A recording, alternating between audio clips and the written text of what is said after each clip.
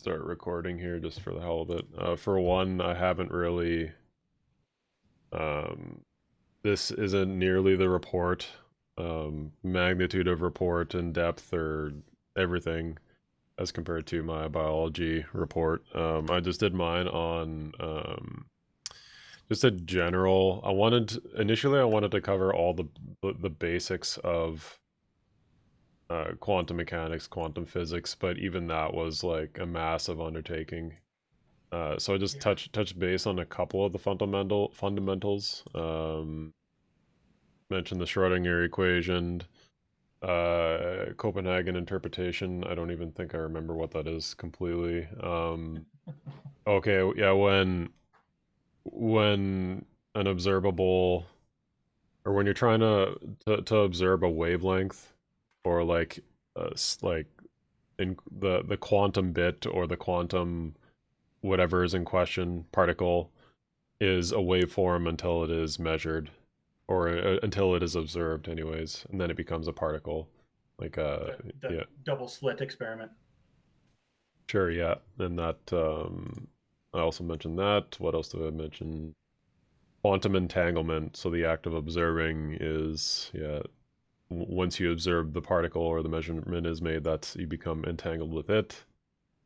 And so does the rest of the universe, but it remains individual to the measurement being taken place. Mm-hmm. Yes. If I put, can you guys see my screen if I put this up here? Or no, you're just Probably. looking at me. Okay, never mind. Give it a try. Um, I'm not totally sure how to work this Google thing. I think there's a present now button at the bottom, and I think that'll snap one of your screens up there. Oh, there it is. Okay. Oh, I could present a window or a tab. There you go.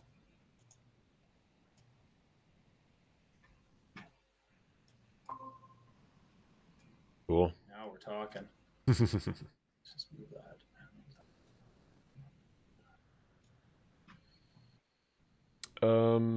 Yeah, I wish I could have sent this document to you a little earlier. It's really, yeah, just covers some of the fundamentals. Would like to play this video because it is pretty cool. I'm a very small brain, especially right now, like since I'm fried from work and all that stuff. Yeah. Okay. Not enough nog in your eggnog. Yeah, that's it. Is that legible from where you are? Yeah, yeah. Okay, I can barely get into it. I think. cool.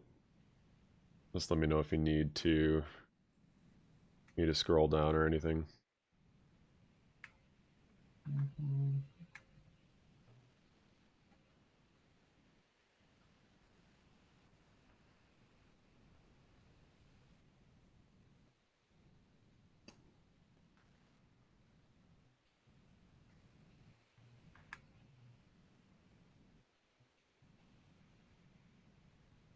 So that video that you're going to click on that has to do with this uranium experiment that they did. So yeah, this is what is it here? Well, yeah, this is a visual representation of um what's happening here is we see the particles shoot off um in a not in an observable waveform, but a particle Mm-hmm. which it's basically a live example, real-time example of quantum entanglement as well as observing the particle. I'm gonna try Oh, really? open this. Can you guys? Okay, I'm probably gonna have to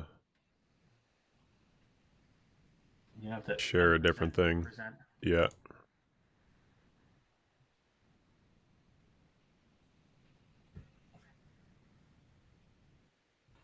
and then this thing. I'll just do entire screen. That'll be a little easier, I think. There. this one?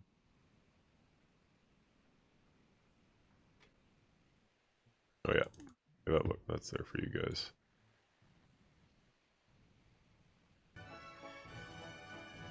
There we go. Okay, so once it's observed, it's coming off in particle form as opposed to wave form. Yeah, that is correct. Is there any representation of what it would look like? I guess, yeah, as soon as you observe it or measure it, you can't see the waveform anymore. Right. So, best. Okay, sure. So, hold on a sec here. Best I can do is like this. To answer your question, is this little graph right here, the position in space, and then just judging from that, like it's not always guaranteed to be at that highest point, but it's most likely or most probable to be at that point there. And that from what I've heard from the lectures, is that what was I going to say? It's quantum physics, quantum mechanics is a lot about guessing. At least the theoretical part of it is guessing where it can be. They don't know for sure, but best guess. Or the velocity, like that ties into the whole Heisenberg uncertainty principle. Sure. Yeah. Yeah. What else do I got here? The particle wave duality. That's kind of cool. Yeah. There's the double slit experiment, as you said. And then I sort of get into, introducing here. I know we're all coding people with binary, and well, I'm probably the least involved in the process, but I've been there through school. 1 or 0 through programming, 1 being true, or reads a positive or 0, and then there's the quantum mechanics of it all and the qubits. And then you get the logic gates and stuff. I get into quantum computing, and then quantum internet is as far as I take it. Or really touch base on quantum computing as well. Yeah, so that's kind of where the direction where I headed, and where, well, I can explain a little bit to you. I haven't had a chance to reread this since I wrote it a couple weeks ago, but yeah, I can just run through it real quick. Or like, we can talk about whatever you want, like whatever interests you the most. We can entertain that idea for sure. This is interesting. Well, because I mean, quantum mechanics is, like you're saying, it's a massive field, but considering you have a background in computer technology, going down that road would be interesting, especially with, I know a lot of stuff I run into day to day with, what's it called now?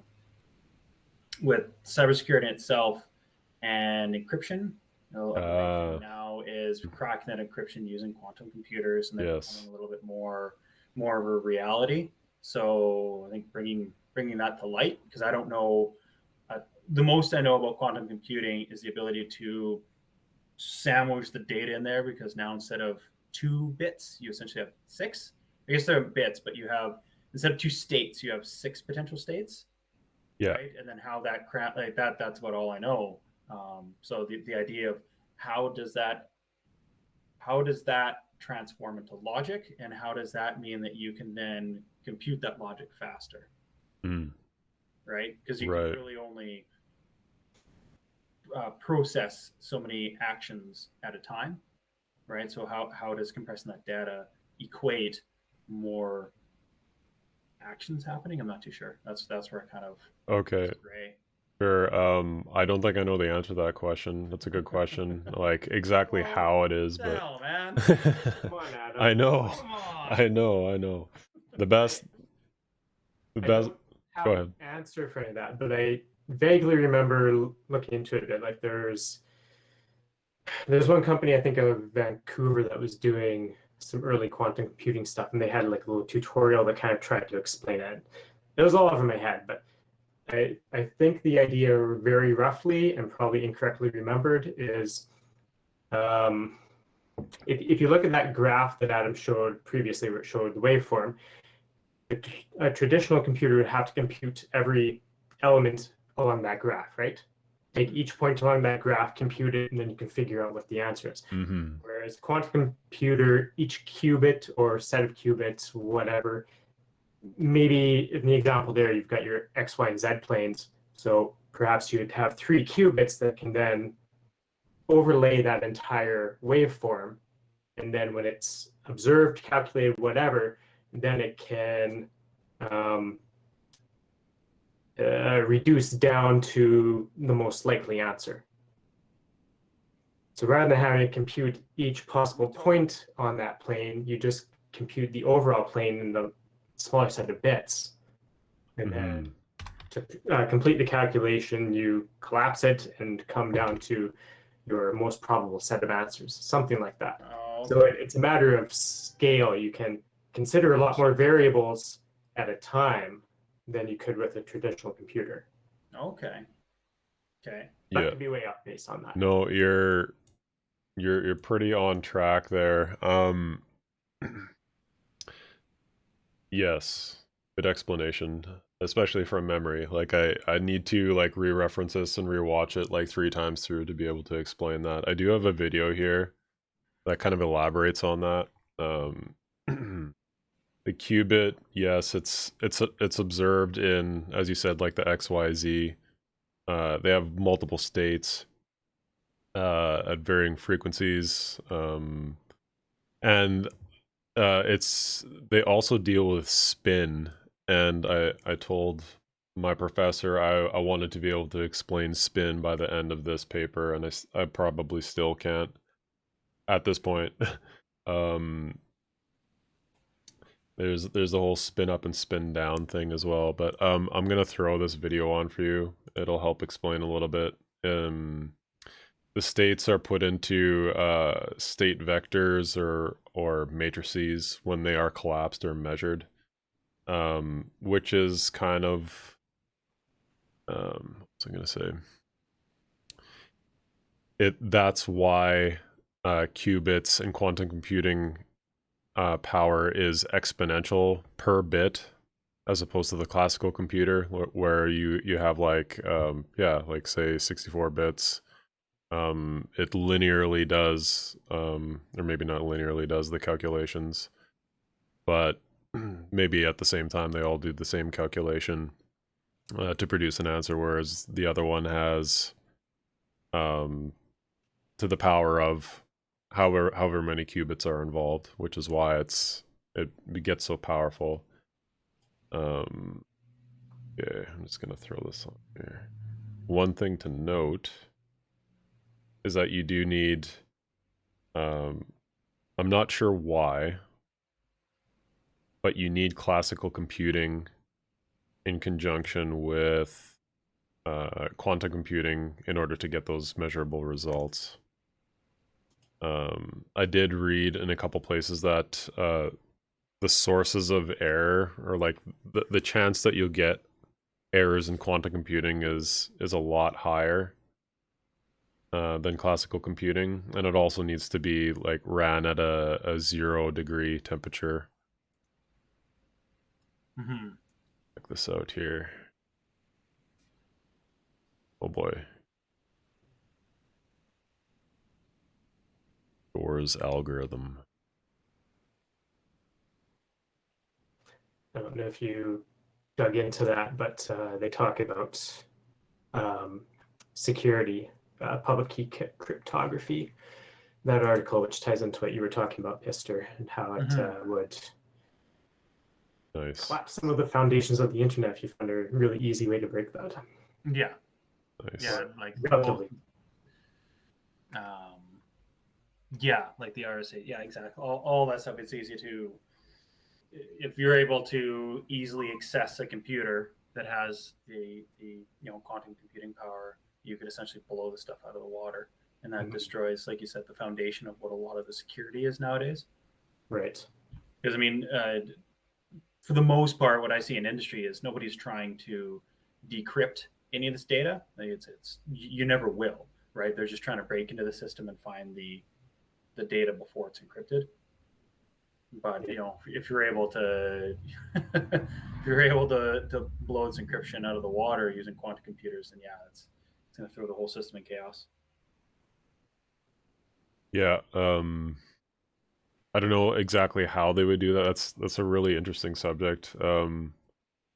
What just from what I gathered is just because it's very good at doing process heavy simulations and what is I'm not articulating it correctly.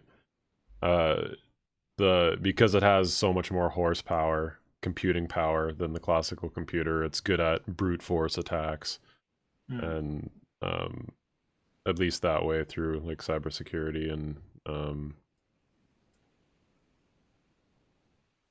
that sort of deal.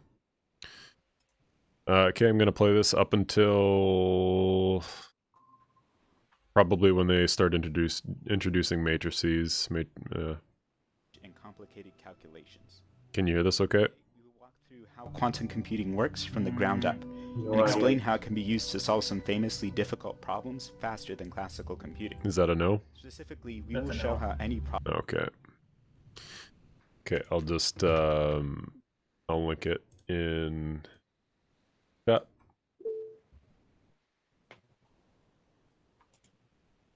And then I'll probably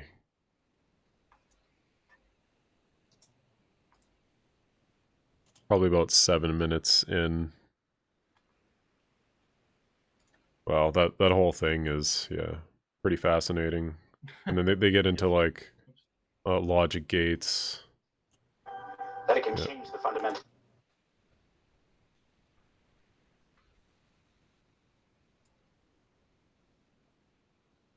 Yeah. Crap. The what's it called?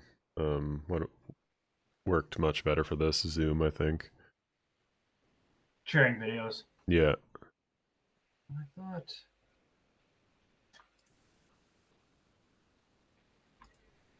them real and imaginary. For this example, let's call them x and y instead. This suggests that we can represent a complex number using a two-dimensional graph, similar to how any real number can be represented using a one-dimensional graph. To make future calculations more intuitive, it's helpful to think of these complex numbers not in terms of their x and y components, but in terms of their magnitude and phase. Magnitude can be found using the absolute value function, which tells you how far a number is from 0. Phase is then the angle between the number and its absolute value. The phase of a complex number can be thought of as a sign that isn't restricted to just being one of two values. Now let's look at how a couple of arithmetic operations work for complex numbers. First, let's take addition. When adding real numbers with the same sign, a new real number with a larger magnitude is produced. I don't know if you're watching my screen right now, but this is a pretty good, number with a smaller accurate representation of quantum computing. Adding complex numbers with the same phase will produce a new complex number with a larger magnitude, and adding ones with opposite phases will produce a number with a smaller. The top is classical computing, whereas the bottom is quantum. Look at how multiplication works. The effect of multiplying complex numbers is that the second number will scale the magnitude and rotate the phase of the first. Multiplication on real numbers works the same way, although since there are only two possible values for its sign to take, we usually think of it as flipping instead of rotating. Now that we have reviewed complex numbers, we can use them to describe something called a qubit. A qubit, similar to a bit in classical computing, is some kind of object that can take one of two states. Unlike a regular bit, a qubit can be put into something called a superposition, where it is not in any of these states at all. Trying to observe or measure this superposition will cause it to collapse to a specific state, and it will remain in that state even if it stops being observed. Through careful experimentation, it has been found that this behavior is fundamentally random. There is no way to tell ahead of time which specific state a superposition will collapse to. We can, however, describe how probable it is to collapse to a particular state. For example, using the rules of classical probability, we could make a statement like, this piece of toast has a 20% chance of landing butter side up, and an 80% chance of landing butter side down. We can describe a superposition in a very similar way, except instead of using percentages, we use complex numbers. When used in this way, they are sometimes called quantum amplitudes, and collecting them all together, we get a state vector. This representation does not tell us how likely anything is by itself, though. We need some way of converting from quantum amplitudes to regular probabilities. This conversion is defined by the Born rule. What this formula says is that if we observe a quantum system, it will behave as if it has probabilities equal to the magnitudes of its quantum amplitudes squared. It is important to note here that what we are actually observing is the specific state that the superposition collapses to, which by itself tells us nothing about these probabilities. The only way to measure this is to repeatedly create the same superposition and observe it multiple times, noting down how often each state is observed. As a side note, I personally got quite hung up on the idea that quantum mechanics seems to require something special about the human eye, that it can change the fundamental behavior of an object just by looking at it. Are you guys still watching? Yeah. Okay. Yeah. On your own screen or mine? Just on my own screen here. Okay, perfect. As it turns out, this explanation is actually just a useful simplification of what is actually going on, something I will mention after we have explored the strange behavior of multiple qubits. For now though, let's continue on to look at quantum logic gates. Quantum logic gates are circuits that act on one or more qubits, working to modify its state vector in some way. As it turns out, almost all quantum logic gates can be effectively described using matrices. Just like with state vectors, the elements of these matrices are complex numbers. The action of applying a logic gate to a quantum system is mathematically described as multiplying the state vector of the system by the matrix of the logic gate. Recall that matrix multiplication is a shorthand for multiplying the components of a vector by each column of the matrix, followed by adding the results to produce a new vector. The simplest gate is the identity gate, represented with the letter I. Qubits come out with the exact same probability vector they came in with. Slightly more useful is the NOT gate, represented with the letter X. It effectively swaps the probabilities of the 0 and 1 states. This is analogous to how the NOT gate works in classical computing. One gate which has no parallel in classical computing is the Z gate. It effectively rotates the phase of the 1 state by pi radians. This is not particularly useful by itself, but it will form an integral part of our algorithm. One surprisingly useful gate is the Atamar Gate, represented with the letter H. Similar to the Z gate, one of the elements in the matrix has a phase of pi radians. The uses of this gate are not immediately clear from its matrix representation, so I'll provide a few examples. If we take a qubit that is likely to be observed in the 0 state, applying the Atamar Gate will cause it to be equally likely to be observed in either state. A little stranger, if we then take this qubit and apply the Atamar Gate a second time, it will return likely being observed in the 0 state. Stranger still, if we take a qubit where either state is equally likely, but the phase of each amplitude are exactly opposite, applying the Atamar Gate will cause it to be likely observed in the 1 state. Notice how the 1 phase rotation makes this distinction possible. Also notice how this behavior is the kind of thing we can observe in the real world that tells us that complex numbers are necessary to describe quantum systems. Even though we cannot directly measure the phases, we can still infer their existence by how they affect the magnitudes. While there are many other quantum logic gates, each described by their own matrix, we will not need many more of them for the algorithm that we will explore today. However, the remaining logic gates we need are gates that act on more than one qubit at a time. To understand how these work, we first need to look at the principle of entanglement. Entanglement is a strange property of quantum systems that says a combination of qubits cannot be fully described by describing each qubit on its own. Let's first look at how combined systems work in classical probability. If we have 3 pieces of toast, it is sufficient to describe the probability of each piece of toast landing butter side up. In contrast, if we have a quantum system consisting of 3 qubits, we must describe the probability of each possible combination of those qubits. This is where the name entanglement comes from, as it's no longer possible to measure what all of the probabilities are without measuring all of the qubits together. This is contrary to our classical system, where measuring each piece of toast in isolation would provide everything there is to know about the system as a whole. One example of the weird things this makes possible is the Bell state. This is the name for a state where the system will likely be observed as having either all ones or all zeros, but nothing else. If we wanted our classical system to behave in this way, we would need to physically connect our three pieces of toast. But strangely enough, quantum mechanics has no such requirement. Real-world experiments have shown that entanglement still works, even when qubits are separated by distances trillions of times their own size. We'll now take a brief tangent to use entanglement to describe how observation works. Earlier, we saw that observation can be thought of as a process that collapses a superposition to one of its possible states. How far down do you This want is to called the watch this? Copenhagen. Up to you. I think the significant parts is like up to 7 minutes there. So Okay, yeah. yeah. So yeah, that's pretty cool stuff. Well, yeah, it's just scraping the surface too. I'm sure. Because yeah, I'd be when he started talking about the different gates there, then it kind of got interesting. Like, how do you now take these bits and apply logic gates to them? But really, it's just describing the probability of the outcome. Hmm. I think so. Sorry, I'm not Yeah, a solid Well, yes or no answer on these things.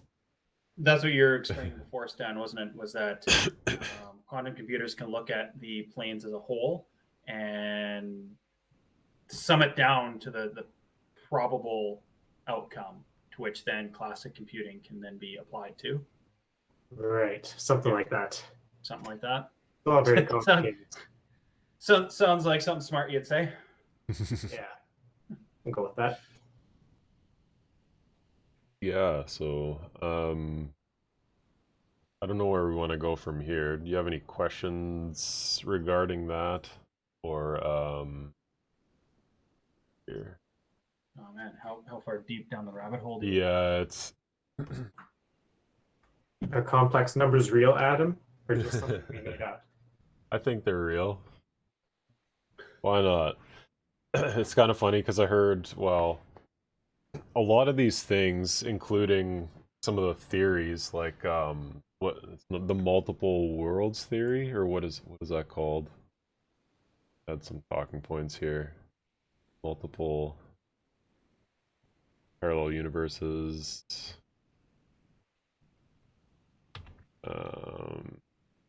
Oh, the many worlds theory. There it is. Yeah. Okay. Suggests that at any moment, every moment of an action, there is an alternate reaction in a parallel universe. As more worlds are created, they become thinner with energy, and the observable event becomes thicker with energy.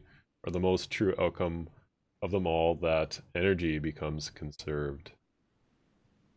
So, the funny thing about like, I've sort of heard referenced as well is like this there's a bit of like voodoo going on here maybe sometimes, or even like people have thought of it as maybe even a religion, you know, just because it's just so hokey sometimes. It kind of really makes you philosophize about the subject, and yeah. Well, and isn't that magic is indistinguishable from science until you have an understanding of it? So, Mm-hmm. But interesting. Yeah. Okay. So it's saying that. So is it taking the many worlds theory? Is that taking an opposite approach to kind of what we'd see?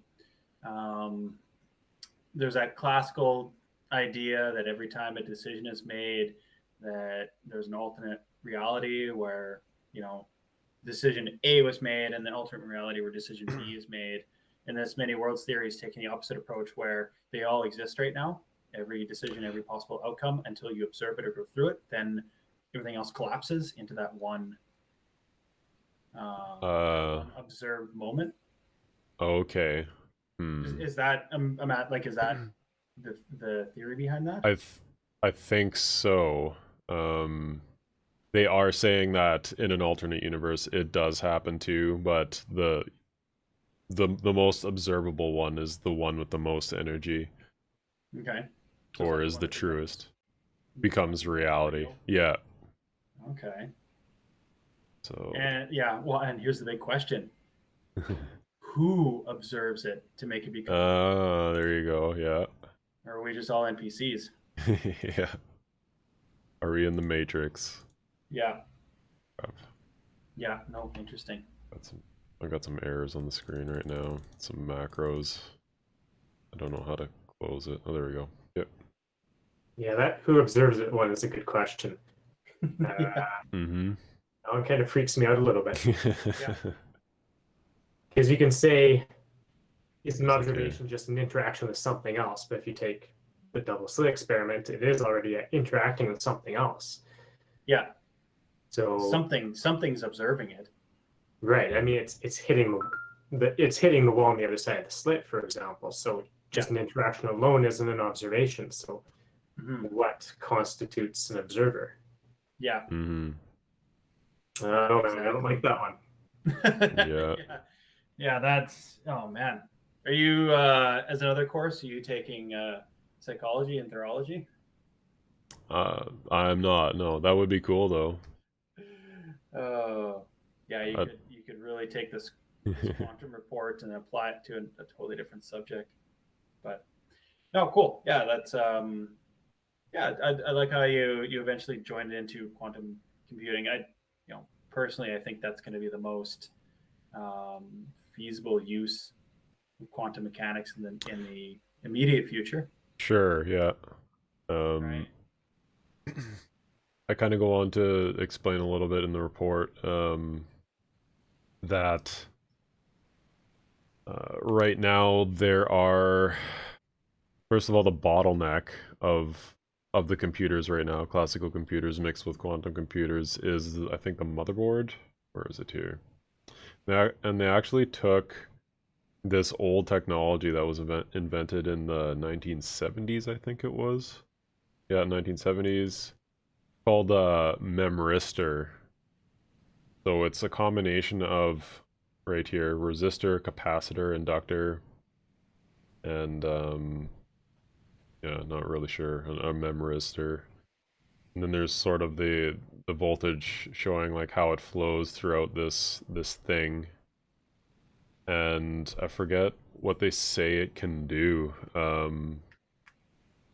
Processed information can be undone and reversed. So I don't know what sort of application we could use that in, but there's probably something there. So is that like reverting to a previous state? Yes, I think so. Or undoing like processes done Yeah, it or a remembers simulation. what it had done in the past. Yes, yeah, Hmm. Interesting. yeah. And what else did I say? Bottleneck is, I think it was the motherboard or something. And their solution to that is like having the memory right alongside the processor. Like it's integrated into one circuit. There's no longer separate components. Yeah, it has to be almost side by side if we want to hit the frequencies that we're hitting these days. Because the distance the RAM is away from the CPU or even the PCI buses, the distance it is away from the CPU, there's a maximum distance. Okay. Otherwise, yeah. That Well, makes it's just sense. if you take your what is it now? If you take your frequency, so that means that the data is being transferred that many times per second, and then you take the speed of light and factor that into it. Some of the megahertz frequencies we're hitting, the data can only go at the speed of light, so it can only go like 2 inches before it's trying to send a new piece of data. So it's not long enough. Gotcha. You know what I mean? So it's Interesting. the faster you try to send data, the closer your two components need to be to each other. Otherwise, you can't actually transfer that data because your maximum is theoretically the speed of light. That makes sense. Yeah. That does remind me of quantum internet, which I can segue into, but Sort of sidetrack, but I thought this popped in my head. mhm. This quantum mechanics, or sorry, quantum entanglement. Do you think that this could potentially lead into faster than light data transfer?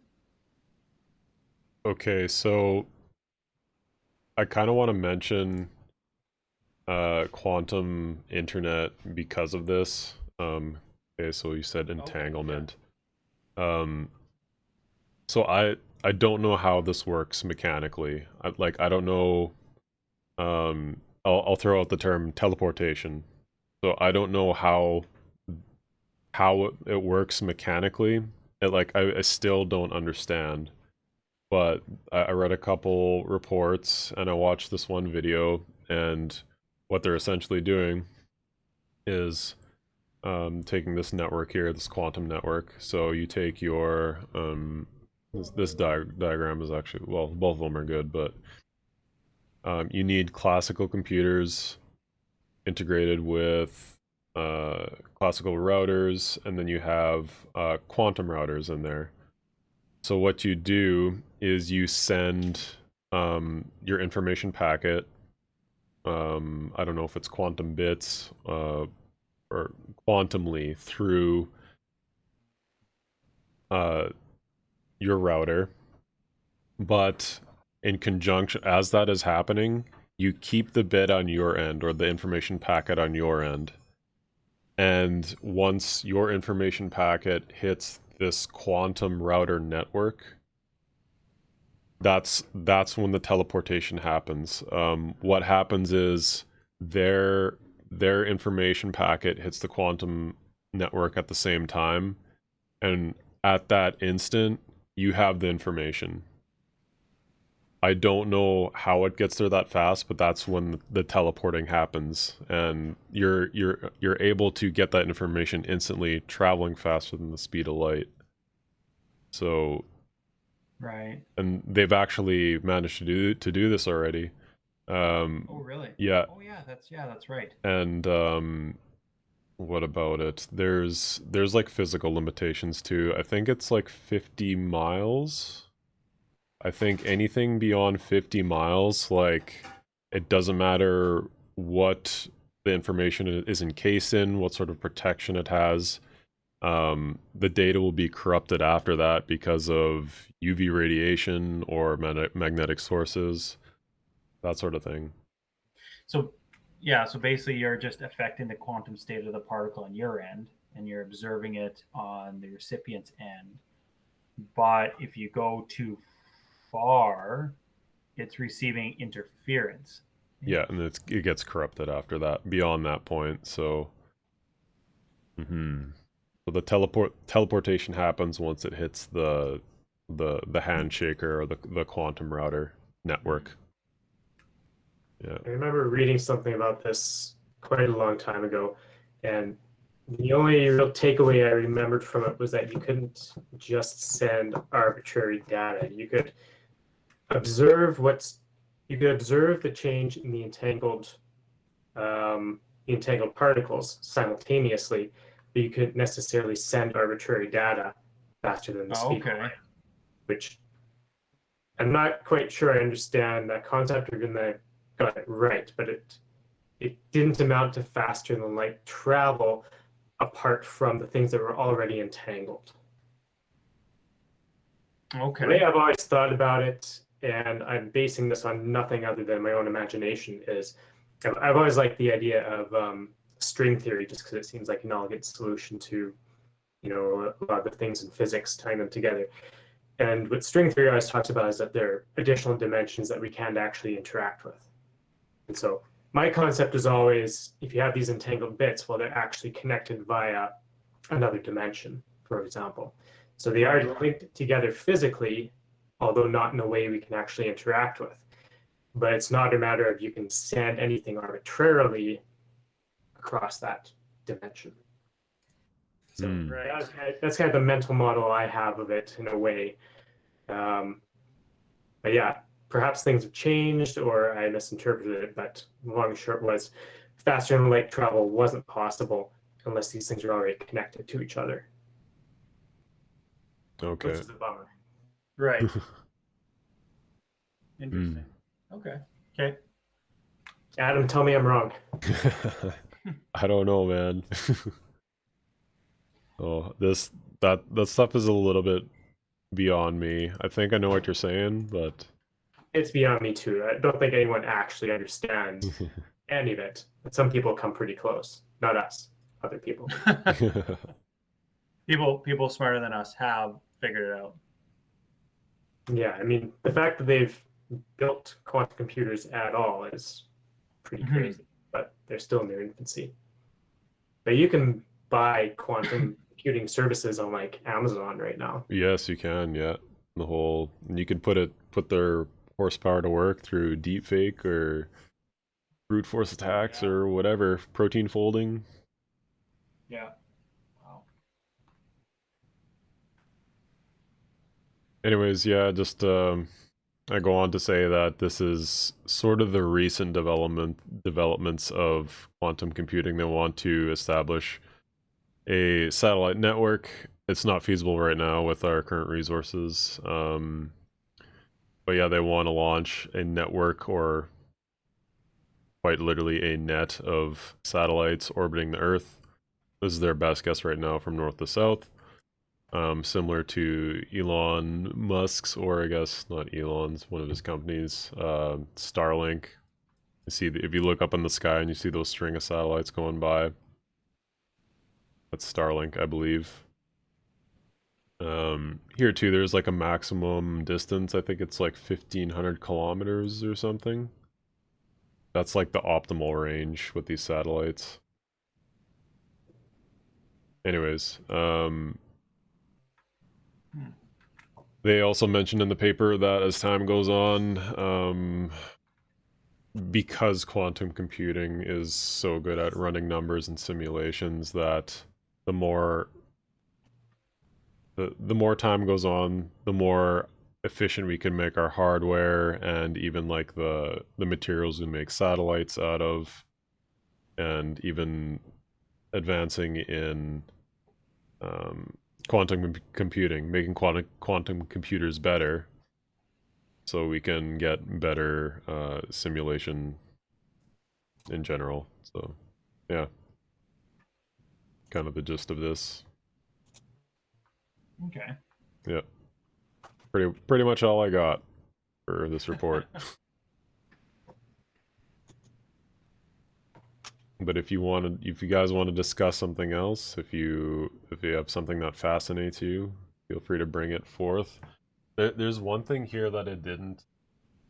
I wanted to read into, but I just haven't got around to it yet. Is the whole quantum biology here? Just looking at this bottom frame here, the whole yeah. So birds. Yeah, it says bird navigation. So they see infrared, or maybe even a magnetic stream of particles indicating for them to go to, to head south. That's their call, to their indication to head south. I didn't get to read into that, but that'd be cool. Yep. Interesting. I can give you guys this link too if you're interested. For the map there. For the map, yeah. Yeah, that'd be interesting. I never thought about biological applications. I wonder if there is anything. I thought those only existed in our concept of the physical world. Mm-hmm.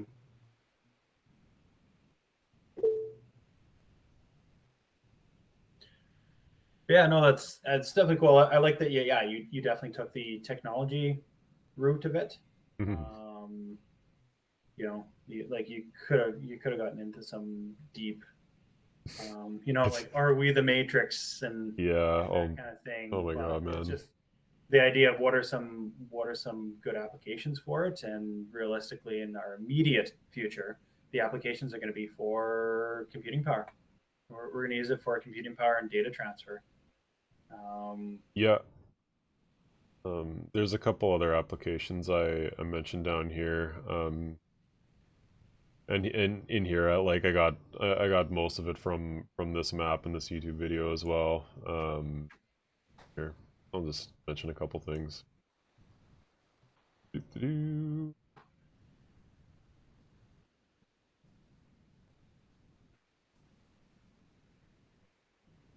Yeah, protein folding, development of medicine. That's well, like yeah, like pretty well anything that you can run a simulation on, like the design of drugs or even artificial intelligence is another thing I would have liked to got into. Would have probably coincided with my other report kind of well as well. Mhm. Yeah, cancer treatment.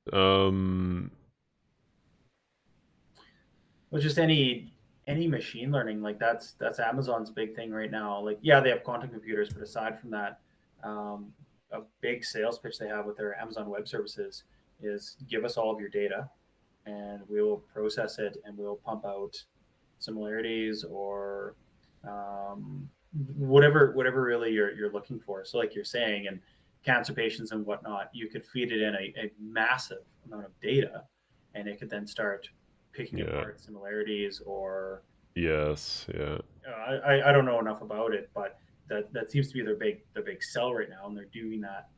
Quantum computing is just going to streamline Yeah. that much more. I mean, Yeah. I think It's we're considering doing that in the energy sector for predictive maintenance type stuff. oh, that's cool. Nice. So feed it in all of our whatever data that we can give it, and then there's a lot of predictive maintenance that can come out of it, so that way it's less of a guesswork and less inspections. We're just historically based on these currents, these temperatures, whatever, it can say that's the next thing that's going to break, Nice. That's pretty or cool. it'll break in 5 years, or whatever the case may be. So we haven't started it yet, but that's the idea, is giving our data over to it so machine learning can help us with predictive maintenance in the future. So as far as disease and stuff is concerned, I'm sure the machine learning can do a lot of predictive stuff there as well.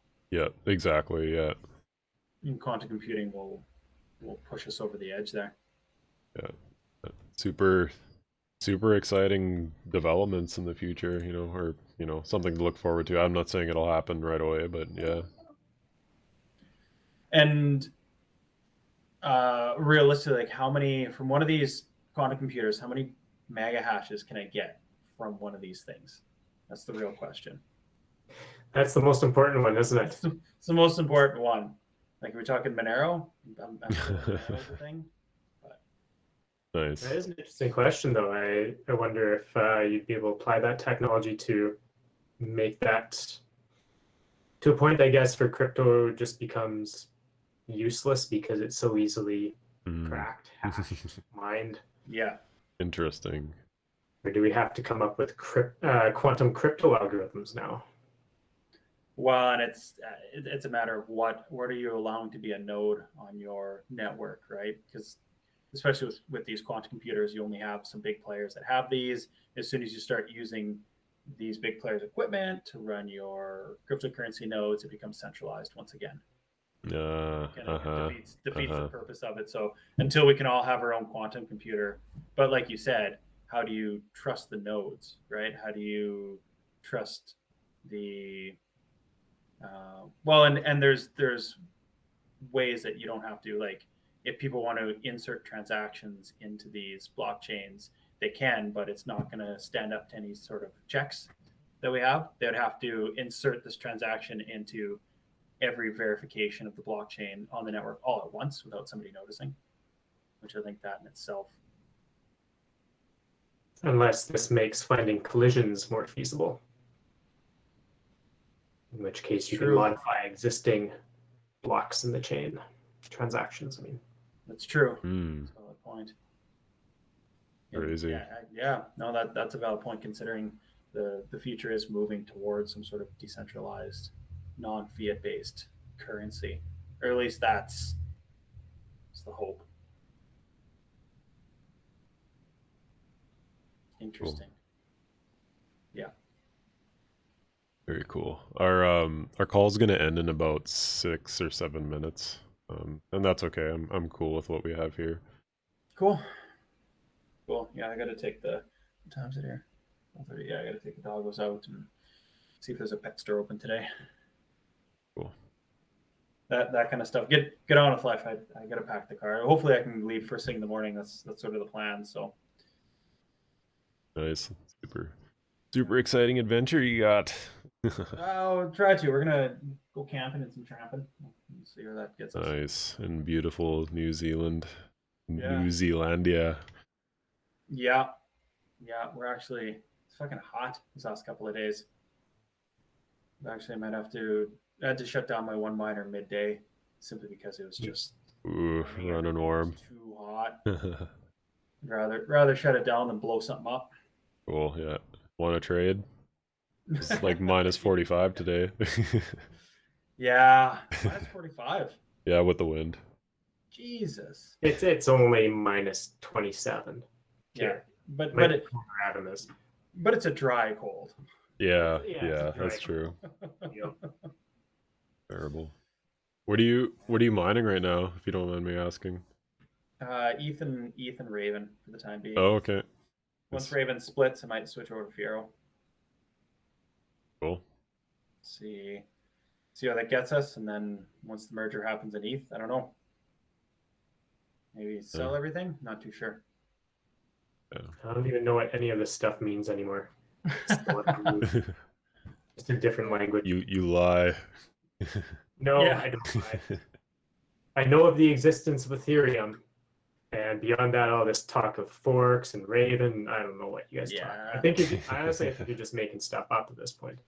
Honestly, I think that's what people. I think that's just what they're doing. Is they're just sort of making up. They're just like making up this stuff and then applying a value to it. And I think the overall idea of a decentralized currency to pull away from fiat currency and Federal Reserves and stuff like that. The idea is there, but everyone is just fighting over what that's going to be. Yeah, is that our standard Ethereum? And I made a new one called Dogecoin, and then fucking Elon Musk comes out, and that is a mess in itself, and trying to stable that whole market out. Yeah, it's not necessarily going by the tech market or like the technology either. It's it's almost popularity based sometimes. It is. It's 100% popularity based, and that's what people jump into. So it's a matter of what are people going to settle onto, right? And it's got to be something that I can send a transaction for pennies, as opposed to like Ethereum, where the gas price is like $5. God, right? You don't want to know how much I paid already in gas fees. Yeah, it's gross. ridiculous. I mean, it's the most profitable for my miners, but I don't think that's what people are going to use. Right. It's going to be sats and souls probably in the long run, but whatever. I'll do my bit to maybe set up a master node at one point in time. So we'll have to have another chat one of these days, Adam, about your sure. node. Yeah, I'm just waiting for the hardware to come in again. I got it the first time. I ordered a Intel NUC, and the first time it was the network card was fried, but I'm gonna be getting it on the second one on the 4th. So yeah, I'm gonna run it on testnet, and if things go smoothly, then we'll go live. And I'm ready for it. Curious to see what that's about, because I mean, if this is going to take off, we need people acting as nodes, right? Whether I don't know what network we want to be on, but we have to have people keen to the idea of becoming a master node. Sure, yeah. Those we have, the faster the transactions are, the cheaper they are. Yeah, and exactly. the better off everything is. Yeah. So, we'll just play that one by ear, and I don't know who's going to win, right? That's all up in the air, but yeah, the idea of pulling things away from Federal Reserves, which aren't federally owned. They are. It's this whole mess. Fiat currency is just a whole mess right now. Yeah, some interesting things are going to happen in the future. Yeah. We'll see. Get in the way you can. You bet. But Well, anyway, thanks for joining me, guys. Appreciate it. Yeah. Happy New Year. With you guys, and we'll catch up with you guys next time. You bet.